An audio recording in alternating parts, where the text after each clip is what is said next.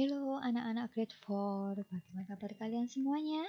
Ya, Miss Devi berharap kalian dalam keadaan yang sehat ya. Dan kita masih penuh semangat. Oke, hari ini kita belajar tematik. Kita akan membahas tema 4D, subtema 2, pekerjaan di sekitarku. Hari ini kita akan membahas pembelajaran 3 dan 4. Ada 3 mata pelajaran yang akan kita pelajari hari ini. Yang pertama kita akan belajar IPA. Menjelaskan contoh kegiatan pembatasan sumber daya alam sebagai upaya pelestarian. Sumber daya alam Indonesia sangat beragam. Hal ini menyebabkan kegiatan pengolahan sumber daya alam pun beragam.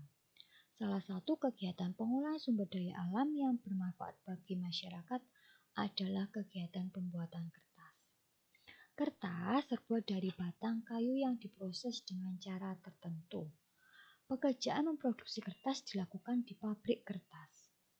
Pekerjaan yang dilakukan oleh pekerja di pabrik kertas amatlah penting, sebab tanpa adanya pekerja, pabrik tentunya tidak dapat beroperasi. Kertas merupakan media yang sangat penting untuk membuat buku tulis, buku pelajaran, buku gambar, koran, majalah, kertas surat, dan amplop. Kertas adalah bagian dari keseharian masyarakat yang tidak dapat terlepaskan. Tahukah kamu bagaimana cara pembuatan kertas? Nah, berikut ini adalah proses pembuatan kertas. Coba kalian perhatikan gambarnya.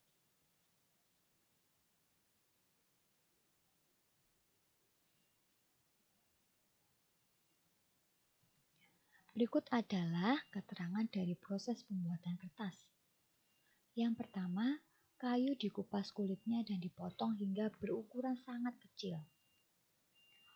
Kedua, potongan kayu dicampur dengan bahan kimia hingga menjadi bubur kertas yang sering disebut dengan pulp.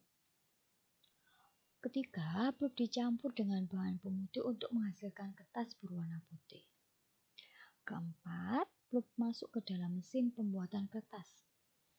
Kelima, kandungan air dalam pulp dihilangkan dengan mesin pres.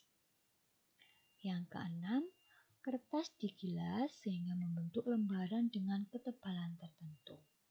Dan yang terakhir, kertas yang sudah jadi kemudian digulung menjadi gulungan besar dan siap digunakan sebagai bahan baku pembuatan buku. Kayu yang ditebang untuk pembuatan kertas berasal dari pohon. Benda-benda lain yang terbuat dari kayu juga berasal dari pohon. Agar terjaga kelestariannya, pohon yang ditebang harus diganti dengan menanam kembali bibit baru dari tanaman sejenis. Selain itu, kita juga harus menghemat penggunaan kertas sebagai salah satu cara menghargai lingkungan. Dari penjelasan di atas, kita dapatkan informasi bahwa kertas menggunakan sumber daya alam berupa pohon.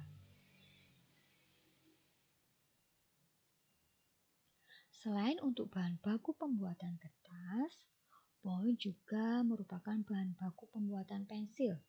Nah, ini yang sering kalian gunakan ya. Makin banyak kebutuhan kertas dan pensil, makin banyak pula pohon yang ditebang. Oke, sekarang Miss Devi mau tanya pada kalian. Siapa di antara kalian yang suka membuang-buang kertas? Atau sering menggunakan kertas itu untuk bermain-main? Mungkin hal ini terlihat sepele ya anak-anak. Namun ketika kita menggunakan kertas secara berlebihan, apalagi kalian setiap hari ketika menulis gonta-ganti kertas atau buku, maka secara tidak langsung kita atau kalian melakukan pemborosan terhadap sumber daya alam.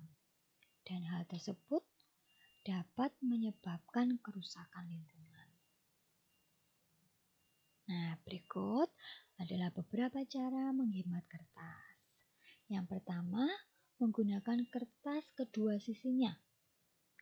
Jika masih ada sisi atau halaman yang kosong, mungkin dapat digunakan untuk menulis memo.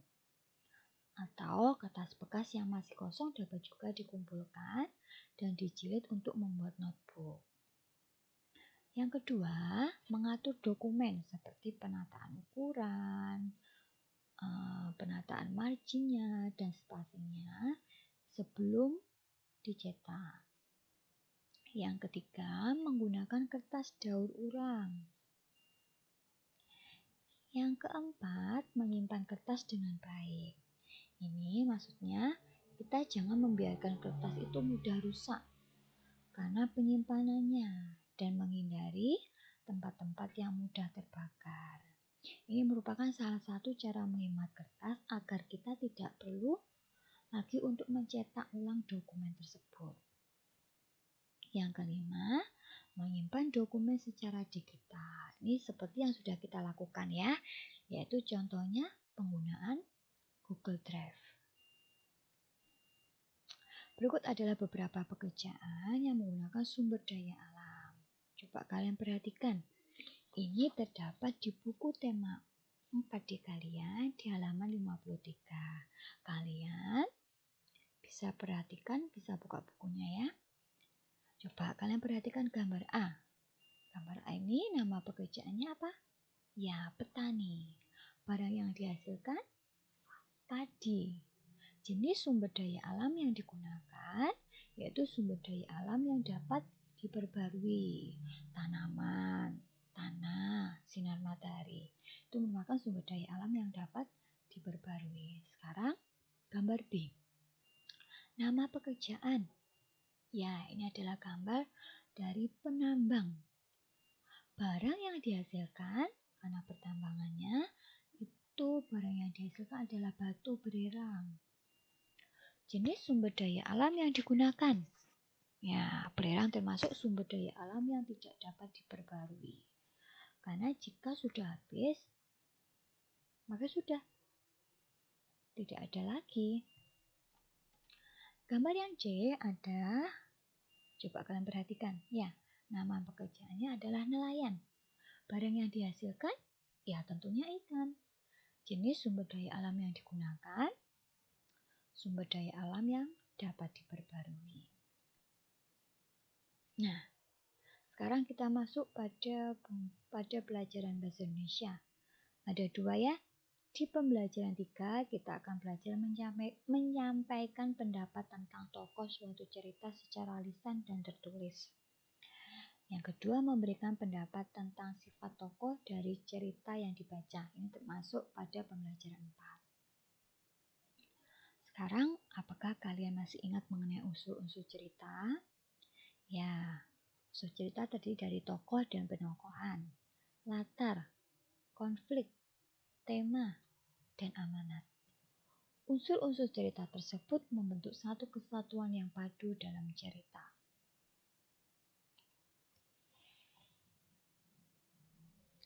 Berdasarkan unsur-unsur tadi, kita bisa memberikan pendapat atau penilaian terhadap sebuah cerita. Berikut adalah cara memberikan pendapat atau penilaian terhadap sebuah cerita. Yang pertama, pahami cerita secara keseluruhan. Yang kedua, cermati unsur-unsur cerita dengan seksama. Yang ketiga, catat informasi penting dari unsur cerita tersebut. Yang keempat, gunakan catatanmu sebagai bahan pendapat atau sebagai bahan penilai. Dan yang kelima, kaitkan pendapatmu atau penilaianmu dengan peristiwa sehari-hari yang ada di sekitar. Nah, sekarang tugas kalian bisa buka buku kalian di halaman 54. Di situ ada bacaan tentang gajah. Ya, kalian baca cerita tersebut. Kemudian kalian buat ringkasan cerita tersebut dengan kalimatmu sendiri. Setelah itu, kalian bisa tuliskan pendapatmu tentang tokoh cerita tersebut. Dan mungkin kalian juga bisa mempresentasikan ringkasan tersebut. Karena kalian tidak ada di kelas, kalian bisa mempresentasikannya dengan keluarga kalian. Bisa dengan orang tua kalian, bisa dengan kakak adik kalian.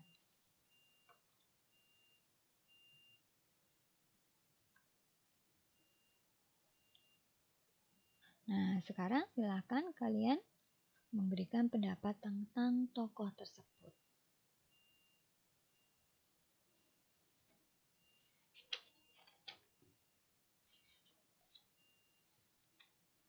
Sekarang kita masuk pada memberikan pendapat tentang sifat tokoh dari cerita yang dibaca. Vika merupakan salah satu teman Nina di kelas. Vika bercerita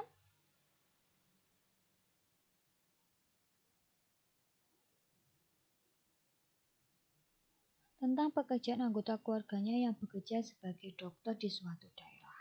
Nah, dokter. Apakah dari antara kalian ada yang bercita-cita menjadi dokter? Sifat apa saja yang harus dimiliki oleh seorang dokter?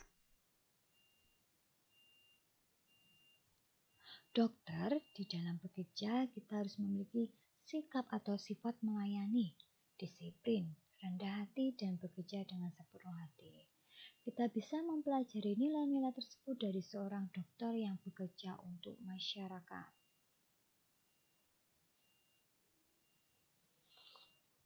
Dokter adalah profesi yang sangat mulia, bahkan menjadi ujung tombak dalam pemberantasan virus di masa pandemi ini. Nah, sekarang kalian bisa membaca ringkasan cerita Vika berikut. Kita baca bersama-sama ya. Pengabdian Dr. Ida. Setelah lulus dari Fakultas Kedokteran di sebuah universitas terkenal di kota besar, Ida kembali ke desa. Ia mengabdikan dirinya dengan mempraktikkan ilmu yang ia miliki di puskesmas desa. Sebagai lulusan Fakultas Kedokteran dengan nilai yang cukup tinggi, Rida sebenarnya dapat bekerja di kota besar sebagai dokter dengan penghasilan yang besar. Namun ia tetap pada pendiriannya untuk mengabdi kepada masyarakat di desanya. Pendirian Rida untuk mengabdikan diri kepada masyarakat di desa diawali dari pengalamannya. Saat ia kecil, ayahnya sempat sakit keras. Berbulan-bulan namanya ayah Rida sakit. Ketiadaan dokter di desanya membuat ayah Rida hanya dirawat di rumah. Untuk mencegah penyakit ayah semakin parah, ibu, paman, dan Rida membawa ayah berobat ke puskesmas di dusun tetangga. Jarak antara rumah Rida dengan puskesmas tersebut amatlah jauh. Mereka membawa ayah menggunakan delman milik Mak Lurah. Perjalanan jauh Rida tempuh demi kesembuhan ayahnya. Sejak saat itu, Rida termotivasi menjadi dokter untuk menolong warga di desanya. Rida giat belajar hingga ia memperoleh beasiswa untuk berkuliah di Fakultas Kedokteran. Kini, Rida sudah meraih hal yang ia cita-citakan sejak kecil, yaitu menjadi dokter. Rida pun menepati janjinya untuk mengabdikan diri kepada warga di desanya. Rida tidak hanya berdiam diri di puskesmas. Setiap akhir pekan, Rida berkeliling desa untuk memeriksa kesehatan warga satu persatu. Rida berharap pekerjaan itu dapat bermanfaat bagi warga di desanya. Bukan hanya melayani pasien-pasien yang sakit, Dr. Rida juga selalu mengadakan penyuluhan untuk warga di lingkungan sekitar. Dr. Rida memberikan penyuluhan tentang pentingnya kebersihan, seperti mencuci tangan sebelum makan dan setiap selesai melakukan aktivitas. Dr. Rida juga mengajak warga untuk memilih makanan yang sehat dan mengurangi makanan instan. Selain itu, Dr. Rida mengajak masyarakat untuk memilah sampah di rumahnya. Kini, warga desa sudah mulai memisahkan antara sampah organik dan sampah anorganik. Warga biasanya mengumpulkan sampah sisa makanan dan memberikannya pada hewan peliharaan mereka. Mereka juga mengumpulkan sampah kertas dan plastik untuk didaur ulang menjadi benda yang bermanfaat. Dr. Rida sangat dikagumi oleh warganya dan menjadi sosok teladan yang dicintai.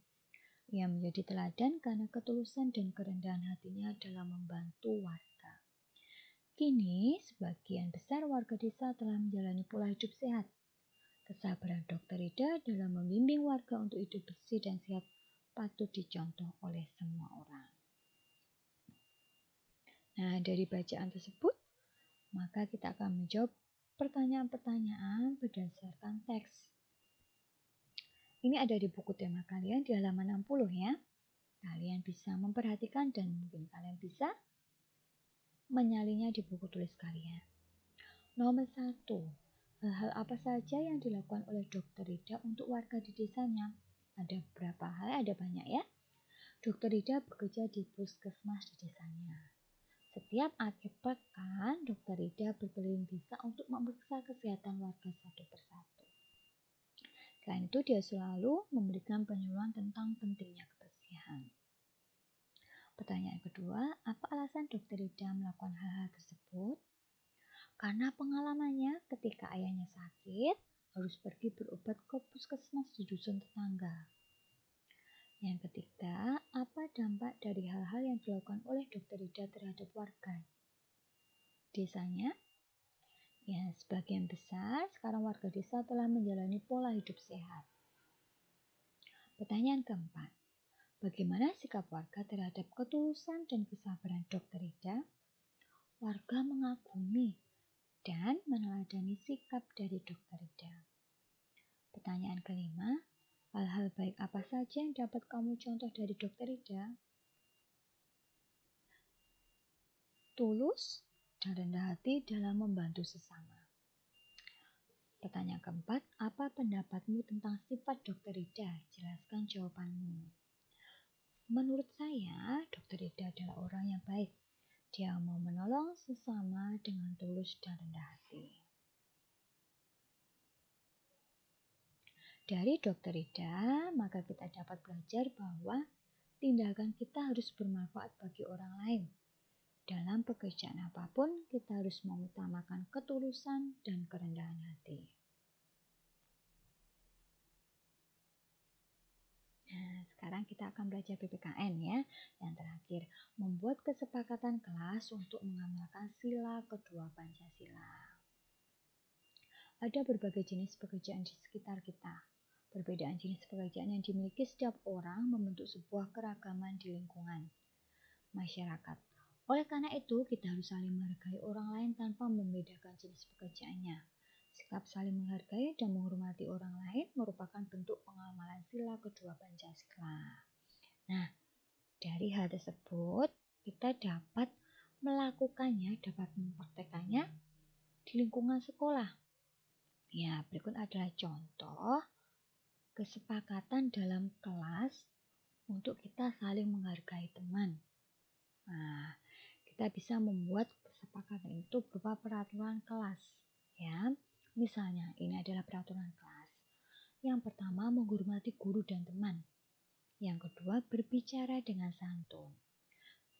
Kepada siapa saja ya, pada guru dan kepada teman. Yang ketiga, menghargai pendapat orang lain. Yang keempat, kita wajib menjaga kebersihan kelas.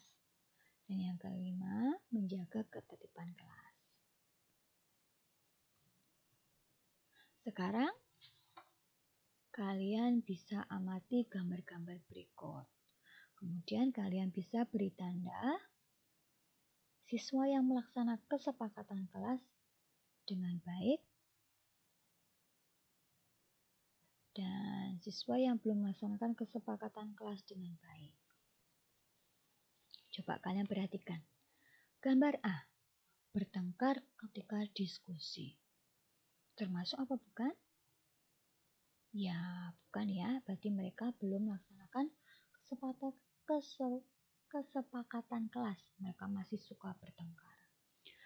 Gambar B, mengganggu teman ketika belajar. Bagaimana? Ya, belum ya. Mereka suka mengganggu kelas itu, mengganggu teman itu perbuatan yang tidak baik ya. Yang ketiga, yang C, bekerja sama membersihkan kelas. Ya, ini mereka sudah melakukan kesepakatan.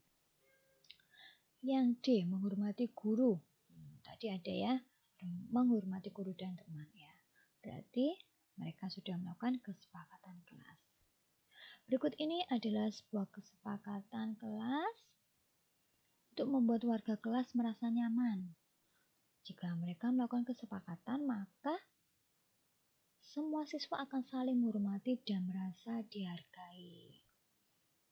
Nah, dengan sikap saling menghargai tadi, berarti semua siswa telah mengamalkan sila kedua dari Pancasila. Terakhir, coba kalian beri tanda centang. Ini ada di buku tematik halaman 61 ya. Tematik tem 4D. Nah, pada gambar tersebut kalian disuruh memberikan tanda centang, kemudian kalian disuruh memberikan alasan. Yang pertama coba kalian perhatikan gambar A. Kalian perhatikan ya, mereka saling bekerja sama kan? Berarti gambar A sesuai pengamalan sila kedua Pancasila. Alasannya kenapa? Kok menurut Miss, karena mereka saling bekerja sama dalam menyelesaikan tugas. Gambar B, ya ini adalah pengamalan sila kedua Pancasila. Kenapa? Karena mereka mau membantu ibu guru yang sedang mengalami kesusahan ya. Jadi gambarnya itu ibu guru sedang bawa buku, kemudian bukunya ada beberapa buku yang terjatuh. Nah, sampai di sini pembelajaran kita hari ini. Materinya sudah selesai. Nah, Miss Devi berharap kalian bisa memperhatikan dengan baik dan bisa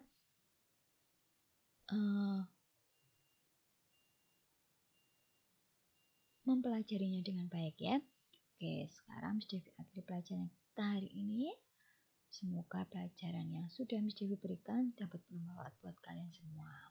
Terima kasih buat perhatian kalian dan Tuhan Yesus memberkati.